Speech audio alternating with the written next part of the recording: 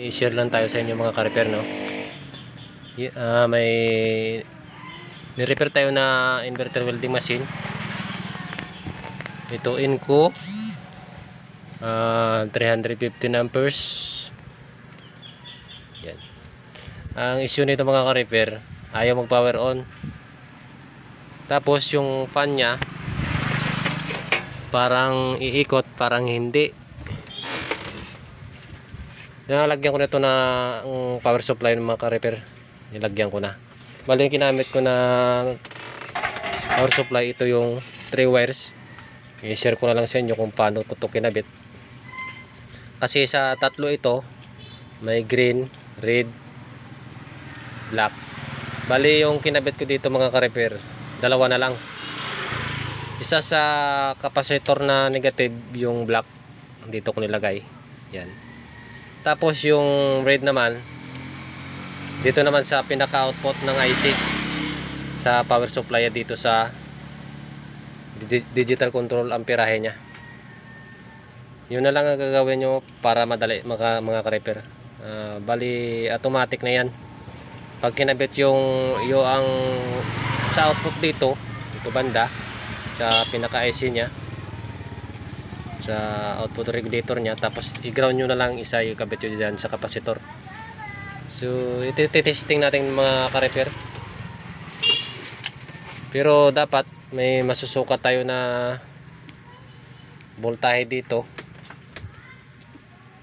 kung okay na yung gawa natin. May masusukat tayo dito na 60 or 70 volt DC na output dito. Pero pag wala tayong masukat dito, hindi talaga magwe-welding yun. Kasi kailangan na meron talagang masusukat tayo dito. Kasi meron naman na gumagana, lahat gumagana, pero walang output dito. Ibig sabihin yan, yung control IC dito sira. Kaya ito, titesting natin kung okay na. Tapos i-welding na rin natin.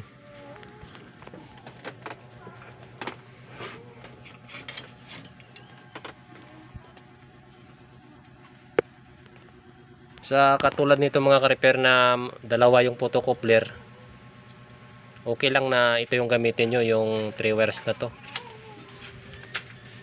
para madalian na.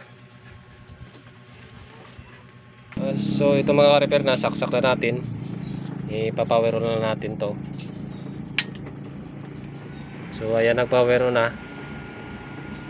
Try natin na sukatin yung pinaka-output nyo dito. Kailangan mayroon talaga tayo dito masusukat 60 or 70 volt, 65, ganun.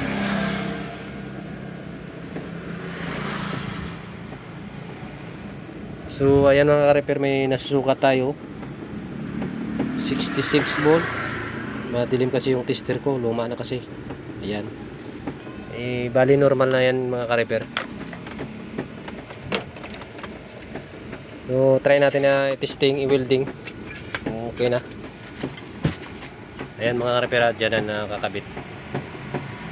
Pero hindi siya gumagana mga ka-repair, yung digital control nya. Importante gumagana yung amperahe nya dito.